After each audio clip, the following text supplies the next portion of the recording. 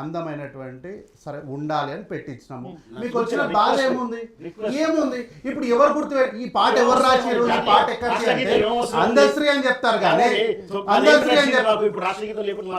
మరి ఎందుకు మేడం మా తెలుగు తల్లికి మల్లెపూ దండ అనే పాట ఎందుకు వచ్చింది? ఆ పాట ఇప్పుడు అక్కడ ఆంధ్ర వాళ్ళం పెడితే నష్టమే ఉంది వీళ్ళకి అంటున్నారు కదా, మరి తెలంగాణ తల్లి విగ్రహం ఏదో ఒకటి అయితే ఉంది కదా, అదే పెట్టొచ్చు కదా. మేడం మీరు ఒకటి విషయం అర్థం మేమేం మార్చలేదు మేడం. సరే మీరు రూపుదిద్దారు కదా, మీరు 10 ఏళ్ళ అధికారంలో అంత పెద్ద సెక్రటేరియట్ కట్టారు కదా, మళ్ళీ నేనేమనంటే ఆరోపణ చేసి నిరాధారంగా మాట్లాడినారు అంటారు. ఎంతో కొంత 10 రూపాయలు 20 రూపాయలు ఖర్చు అయింది కదా విగ్రహం. ఇంత పెద్ద భవనం ఇంత పెద్ద బంగ్లా కట్టాం మీకు ఎందుకు మళ్ళీ మా మీద ఆరోపణలు చేసి నిరాధారంగా అంటారు?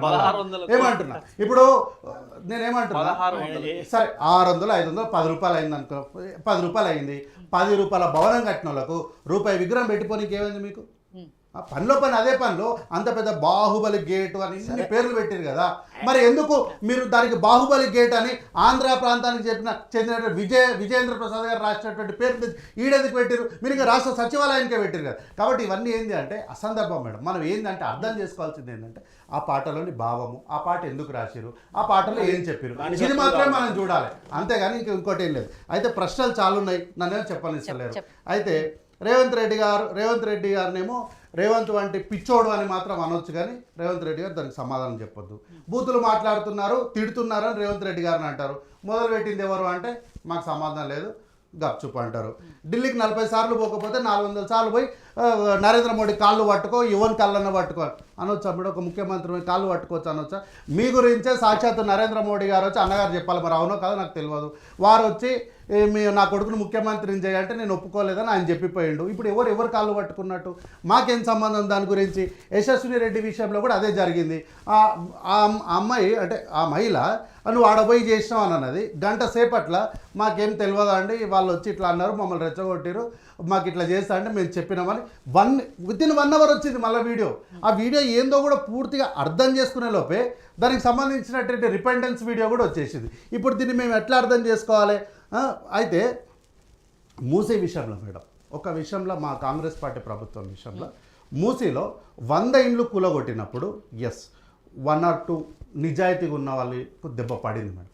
అయితే ఈ మూసీ విషయంలో, ఈ హైడ్రా విషయంలో నేను చాలా వీడియోస్ చూసుకుంటూ వెళ్ళేటప్పుడు నాకు ఒక వీడియో బాగా టచ్ అయింది మేడం. ఒక పెద్ద ఆయన మాట్లాడుకుంటూ నా 30 ఏళ్ళ కష్టం, నా జీవితం అంతా పనంగా పెట్టి కట్టినటువంటి ఇల్లు అన్నీ ఉన్నాయి, కానీ ఎందుకు కూలగొట్టారు నాకు తెలియదు. ఆయన బాధతో మాట్లాడు, కన్నీళ్ళతో. అది నిజం. ప్రభుత్వం పైన అది వ్యతిరేకత మేడం, 100% అది ప్రభుత్వం పైన వ్యతిరేకత. కానీ అది గుండెల్లో నుంచి బాధ, కట్టుకున్న ఇల్లు కోల్పోయినానన్న బాధతో మాట్లాడినటువంటి మాటలు. కానీ ఏ సంబంధం లేదు, వాళ్ళ ఇల్లు లేదు, గజం జాగలేని వాళ్ళు వచ్చి రేవంత్ రెడ్డి గారు తల్లిని చెల్లిని మనవంతో సహా తిట్టిరు. దానికి మేము ఏమనకూడదు. ఏమన్నా అంటే ఇక ప్రజలపైన కేసులు పెడుతున్నారు, అరాచకమైన పాలన, ఇవన్నీ బయటికి వస్తాయి, ఇవన్నీ ఆధారాలతో రాహుల్ గాంధీ దగ్గరిపోయినాయి, అందుకే ఆయన అపాయింట్మెంట్ ఇస్తలేడు, సోషల్ మీడియాను కట్ చేయాలనుకుంటున్నారు, ఇట్లా అంటారు మళ్ళీ. అయితే మేడం ఈరోజు కోమటిరెడ్డి వెంకటరెడ్డి గారు ఏదో తత్తత్త అన్నారు, అందుకని ఆయన తాగొచ్చినామని అంటున్నారు. అయితే సందర్భం కాదనుకుంటాం మేడం, కానీ నేను నిన్ననే ఒక మూవీ చూసిన. ఆ మూవీలో 16 నిమిషాలు అమ్మాయి అబ్బాయి రూమ్లోకి వెళ్ళి ఏం జరిగింది అని ఆ సినిమా సన్నివేశంలో ఒక పోలీస్ ఆఫీసర్ ఇదే జరిగింది అని నిర్ధారణకు వచ్చేస్తారు. కానీ అసలు విషయం చూస్తే వేరేలాగా ఉంటుంది. కాబట్టి కోమటిరెడ్డి వెంకటరెడ్డి గారు ఎందుకు అట్లా మాట్లాడినారు అనేది ఎవరికి తెలియదు. ఎందుకు తెలియదు? అయితే సరిగ్గా మాట్లాడలేకపోయిండొచ్చు. మాట్లాడలేనంత మాత్రాన మీరు నిర్ణయానికి వచ్చేస్తారు. మీరు ఏమైనా చూసినారా?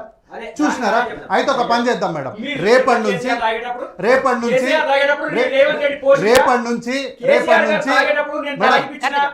నేను చెప్తా, సమాధానం చెప్తా ఖచ్చితంగా చెప్తా. అయితే రేపటి నుంచి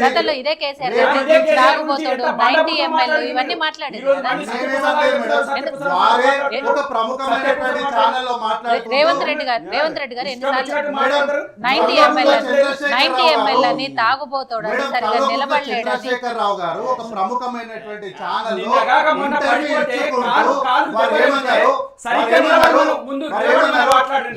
నేను మందు తాగుతా, నేను ఇంత తాగుతా, రోజు ఇట్లా తాగకపోతే నాకు నిద్ర పట్టదని వారే స్వయంగా చెప్పినారు మేడం. మేము కల్పితంగా చెప్పలేదు, మేము కల్పితంగా చెప్పలేదు. నేను రోజు ఇంత తాగుతా అని చెప్పి వారు స్వయంగా చెప్పిన మాట ఇది. మేము కల్పితంగా చెప్పలేదు. అయితే ఒక కండిషన్ పెడతాం మేడం, రేపటి నుంచి ఏం చేద్దాం తెలుసా, అసెంబ్లీ లోపలికి వచ్చేటప్పుడు బ్లడ్ శాంపుల్ ఇచ్చి ఈ బ్లడ్ శాంపుల్ కి సంబంధించిన రిజల్ట్ వచ్చినాకనే లోపలికి రావాలి అంటారు. ఒప్పుకుంటారా దానికి? ఒకసారి కోమటిరెడ్డి వెంకటరెడ్డి గారు మాట్లాడిన బయట ఏదైనా ఉంటే ప్లే చేయండి ఒక నిమిషం. మేడం ఇప్పుడు నేను ఇదే ఒకటికి 2 సార్లు చెప్తున్నా అన్న, ఒక్క నిమిషం. అది ప్లే చేయండి. అదుంటే ప్లే చేస్తారు ఎలా? అన్న టైంలో నాకు సమాధానం చెప్పొచ్చు. అసెంబ్లీలో వీళ్ళే సమాధానాలు చెప్పాలి. అసెంబ్లీ చెప్పలేకపోతే కాంగ్రెస్ పార్టీ మీరు చేసేటువంటి ఆరోపణలు అన్నింటినీ కూడా కాంగ్రెస్ పార్టీ మీద వేసుకొని మౌనంగా కూర్చోవాలి. అప్పుడు మీకు సంతోషం ఉంటుంది. ఇక్కడ నేను చెప్పిన అసెంబ్లీలో వీళ్ళే మాట్లాడతారు, టీవీ డిబేట్లలో వీళ్ళే మాట్లాడతారు, వేరే వాళ్ళు మాట్లాడలేరు. ఇది ప్రజాస్వామ్యం. ఆయన అన్నది ఒకటి, అసలైన సమస్యలను పక్కదారి ముగ్గురు మాట్లాడారు, ముగ్గురికి ఆయన ఆన్సర్ చేయాలి కదా. అరే మేడం, గది కాదు మేడం, అసలైన సమస్యలు రాసుకొని చెప్పు, మేము స్వాగతిస్తాం. ఈ కాగితం మీకు ఇస్తా, మీరు ఒక ప్రశ్న చదవండి. ఇది మీరు మాట్లాడిన మాటలు. ఇది డిబేట్ అంటే ఎవరు డిబేట్ చేస్తారో చెప్పండి మళ్ళా. ఆయన పూర్తిగా మాట్లాడిస్తే కాదు మేడం, అసలైన సమస్యలు ఏందో ఇప్పుడు నేను చెప్తా, రాసుకొని మీరు సమాధానాలు చెప్పండి. ఇప్పుడు అరే మీరు మాట్లాడండి. డైవర్షన్ పాలిటిక్స్ ఎందుకు మీరు చేస్తున్నారు? మాట్లాడండి. డైవర్షన్ పాలిటిక్స్ మీరు ఉస్మాన్ యూనివర్సిటీ గురించి మాట్లాడండి. అయిపోయింది కదా. ఉస్మాన్ యూనివర్సిటీ గురించి నేను మాట్లాడితే అన్న చెప్పిండు. మీరు ఒక్కరే కాదు కదా, ఇద్దరు మాట్లాడినారు. ఇంకా మీరు మేడం, ఇద్దరు మాట్లాడినారు మేడం, మిగిలిన ఇద్దరు మాట్లాడినారు. ఈ రోజు అయితే తెలంగాణ రాష్ట్రంలో అనేక రకాలైనటువంటి సమస్యలు ఉన్నాయి, అవన్నీ పట్టించుకోకుండా వాటి గురించి డిస్కషన్ పెట్టకుండా ఆయన నన్ను ఇట్లా అన్నాడు, ఈయన మీద నేను ఇట్లా అన్నాడు. వాటి గురించి ఎంత దూరం discuss ఎంత చేయడానికే అరే వాటి గురించి నిజంగా మేడం, వాటి గురించి డిస్కస్ చేయడానికే అసెంబ్లీ సమావేశాలు పెట్టింది. ఆ అసెంబ్లీ సమావేశాల్లో మాట్లాడుతున్న వాటి గురించి మనం నేను మాట్లాడుతున్నాం. ఏమంటున్నా మేడం, ఈ రోజు పొట్టి శ్రీరాములు తెలుగు యూనివర్సిటీకి సురవరం ప్రతాప్ రెడ్డి గారి పేరు పెడితే మేము స్వాగతిస్తున్నాం. కానీ నిజంగా మీకు ఒకవేళ ఆ సురవరం ప్రతాప్ రెడ్డి గారి మీద అభిమానం మక్కువ ఎక్కువ ఉంటే మీరు అంతకంటే ఇంకా పెద్ద యూనివర్సిటీకి ఆయన పేరు పెట్టండి కదా, మాకేం అభ్యంతరం లేదు కదా. ఈ రోజు ఇదే హైదరాబాద్, ఒక్క నిమిషం ఇదే హైదరాబాద్ నడిబొడ్డున ఉన్నటువంటి నిజాం రజాకారుల యొక్క పేరుతో ఉన్నటువంటి ఉస్మాన్ యూనివర్సిటీ పేరును మార్చి సురవరం ప్రతాప్ రెడ్డి పేరు పెట్టు కదా. మరి నీకు జమ్ము ధైర్యం అరే మళ్ళీ వాజ్పేయి గారి పేరు పెట్టాలనుకుంటున్నామేమో, సురవరం ప్రతాప్ రెడ్డి ఉస్మానియా పేరు ఎందుకు పెట్టాలనుకుంటున్నాం? ఒకవేళ మేము అనుకుంటున్నామేమో ఈ దేశానికి